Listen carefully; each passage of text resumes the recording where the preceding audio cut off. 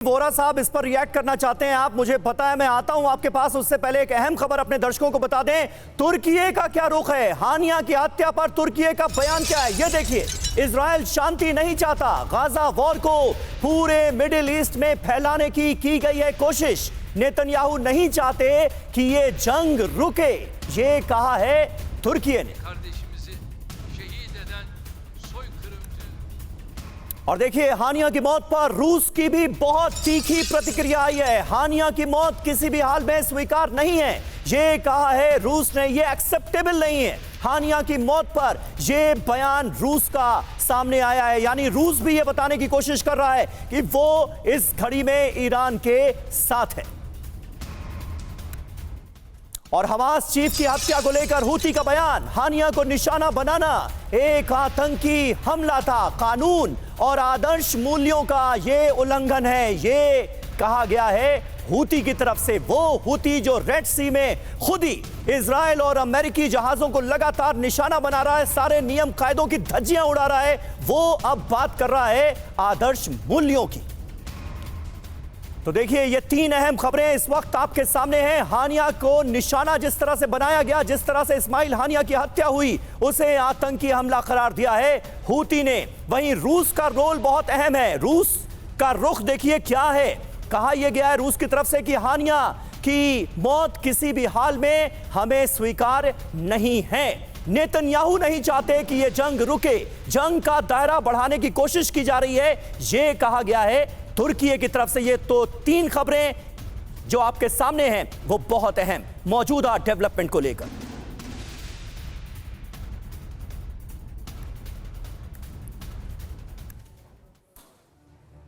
तो देखिए, अब वो सवाल आपके सामने जो इस वक्त की सबसे बड़ी आशंका है। हानिया की हत्या से कहीं ऐसा तो नहीं होगा कि वर्ल्ड वॉर 3 की शुरुआत हो जाएगी। इजराइल का कहना है कि हम युद्ध नहीं चाहते, लेकिन किसी भी स्थिति से निपटने के लिए हम भी पूरी तरह से तैयार हैं। वहीं गाजा से हमास का कहना है कि कुर्बानी जाया नहीं जाएगी इस्माइल हानिया की, इजराइल को इसकी कीमत चुकानी होगी। ईरान क्या कह रहा है? ईरान कह रहा है कि गाजा से रिश्ते और मजबूत होंगे। वहीं लेबनान से हिजबुल्लाह कह रहा है कि इजराइल को अब बख्शा नहीं जाएगा, इजराइल को छोड़ेगा नहीं हिजबुल्लाह, यह दावा। वहीं तुर्की ने कहा है कि इजराइल ने युद्ध को और फैला दिया है, अंजाम विनाशक होगा, यह तुर्की का रुख। वहीं यमन में हूती विद्रोही तो लगातार हमले कर ही रहे हैं, यानी इजराइल कई मोर्चों पर घिरा हुआ नजर आता है।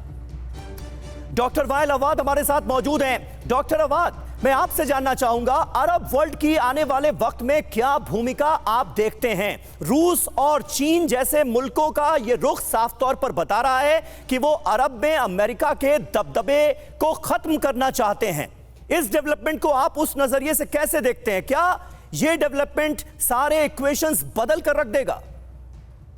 बिल्कुल, क्योंकि देख लो, अभी तक उन्होंने 2 लीडर में मार दिया था। एक लेबनान के अंदर है जो हिजबुल्लाह वाले, और एक वहां पर फलस्तीनी वाले ईरान के अंदर। ये टाइमिंग और लीडर भी है, वो इसमें बहुत बहुत बहुत अहमियत इंपॉर्टेंट है।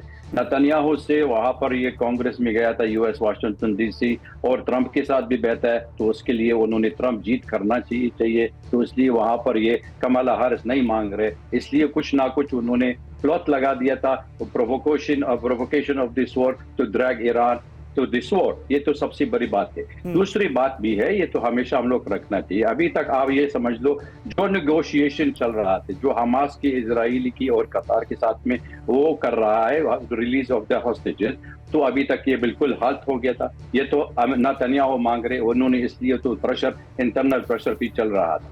तीसरी बात भी है, अभी तक आप निगोशिएशन तो न्यूक्लियर बात करना, जो ईरानियन नया राष्ट्रपति है, तो इसके लिए अभी बिल्कुल बंद कर दिया। इसलिए इस तरीका है जो मतलब ये प्रोवोकेशन मेजर हो गया था, they complicated the situation in the Middle East. West Asia में पूरा मतलब ये बॉइलिंग पॉट अभी शुरू हो गया था, और अभी तक global piece and security global piece and security will be affected, क्योंकि वहां पर अगर ये स्ट्रेट ऑफ हॉर्मुज बंद हो जाएगी, रेड सी भी बंद हो जाएगी, मेडिटेरेनियन सी बंद हो जाएगी, तो ये आप समझ लो global trade, global economy will be very much impacted with this anyone of expanding this war. इसलिए अरब मुल्क में कंडेमनेशन शुरू किया था और सारी दुनिया में कह रहे ये तो बिल्कुल पॉलिटिकल टारगेट है, उसकी जरूरत तो नहीं मारने के लिए।